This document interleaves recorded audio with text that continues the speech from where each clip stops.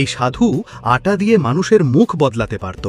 তিনি এক বৃদ্ধ লোকের মুখে আটার প্রলেপ দিলেন এবং তাকে এক তরুণ ছেলেতে পরিণত করলেন। একটি বৃদ্ধ মহিলাকেও তিনি এক তরুণী নারীতে রূপান্তর করলেন। এটা দেখে এক মেয়ে অবাক হয়ে গেল। সে সাধুর কাছে গিয়ে অনুরোধ করল যেন তিনিও তার মুখ বদলে দেন। যদিও তার কাছে কোনো টাকা ছিল না, কিন্তু যখন সাধু জানতে পারলেন যে ওই মেয়ের মা বাবাকে হত্যা করা হয়েছে এবং সে প্রতিশোধ নিতে চায়, তখন তার উপর করুণা হলো এবং সাহায্য করার সিদ্ধান্ত নিলেন। সাধু মেয়েটির মুখ বদলে তাকে তার শত্রুর মতো চেহারা দিলেন।